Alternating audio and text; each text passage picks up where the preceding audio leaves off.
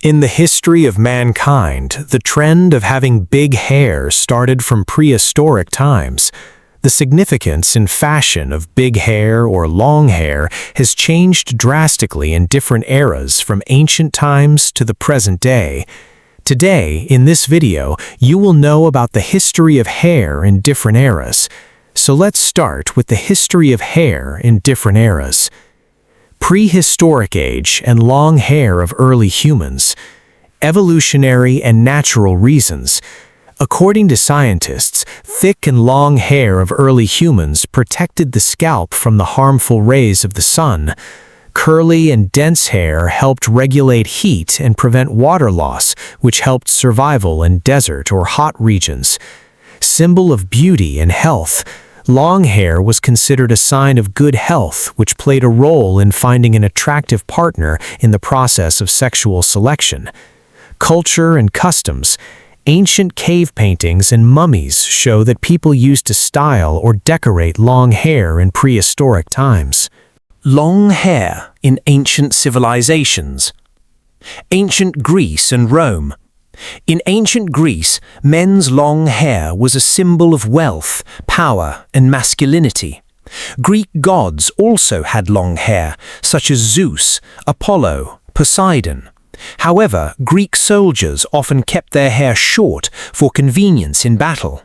In Roman society, long hair was sometimes seen as a sign of civility or a sign of high status. Ancient China.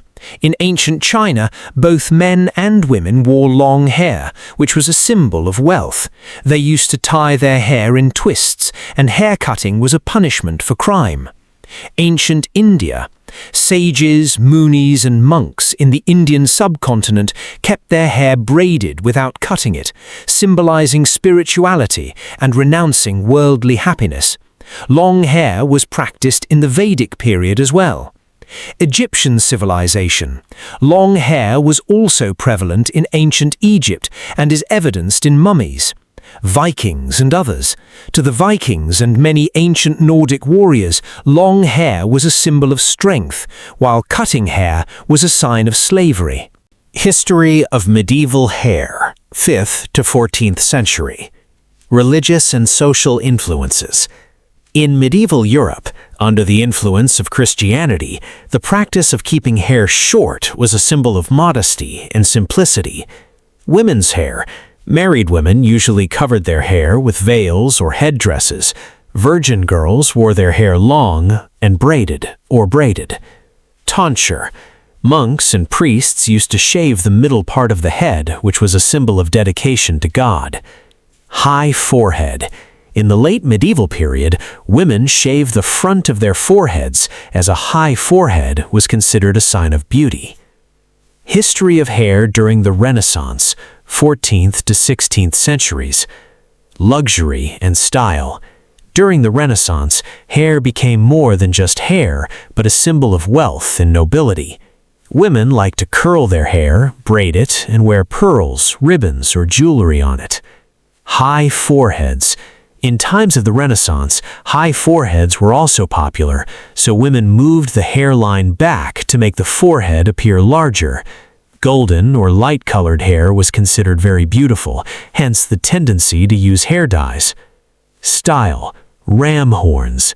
One of the most popular hairstyles of the Renaissance era was the ram horns, or braided hair on either side of the head. Men's hair. Men usually kept their hair short and neat, but many also kept their hair long to signify nobility. Victorian women's hairstyles and customs. Rules and decency of hair tie. Open hair prohibited.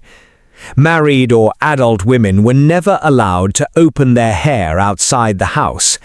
Open hair was allowed only in the bedroom or in a private moment in front of the husband or family. Women were allowed to open their hair in public.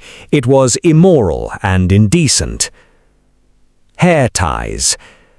Women used to tie their hair in braids, buns, or various backs.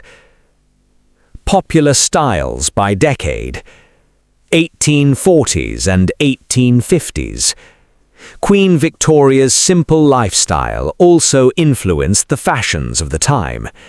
During this time, hair was parted in the middle and pulled past the ears and worn low at the nape of the neck. 1870s and 1880s. Over time, dandruff began to rise to the top of the head, crown. The practice of placing small curly hair or ringlets on the forehead began. 1990s, the Gibson girl style. This style became very popular in this decade. The hair in the front was slightly puffed or loose and swept back, which looked quite interesting and a bit messy. Hair care and techniques. Hair washing. Victorian women did not wash their hair every day. Washing their hair once or twice a month was the norm. Hair thickening techniques. To increase the density of the hair and make the scalp look bigger, they used a type of padding called rats. These paddings were made from their own fallen hair or tangled hair, picked up by a comb. Modern era and 20th century. By the middle of the 20th century, the concept of big hair had undergone a major change. Hippie movement, 1960s to 70s. In Western culture, big hair became a symbol of rebellion, peace, and protest against conventional norms. Both men and women loved to have long hair. Pop and rock music in the 1980s, big hair and different styles, such as glam rock and heavy metal, became popular among men due to the influence of rock stars and pop icons. Current context. A certain gender currently having big hair, not limited to religion or ideology. It is now completely a part of personal taste and fashion. A man bun or ponytail for men and long hair in different cuts for women are now considered a symbol of style and confidence. A certain gender currently having big hair, not limited to religion or ideology, it is now completely a part of personal taste and fashion. A man bun or ponytail in the case of men, and long hair in different cuts in the case of women, are now considered a symbol of style and confidence. Now, women and men consider hair fashion as style.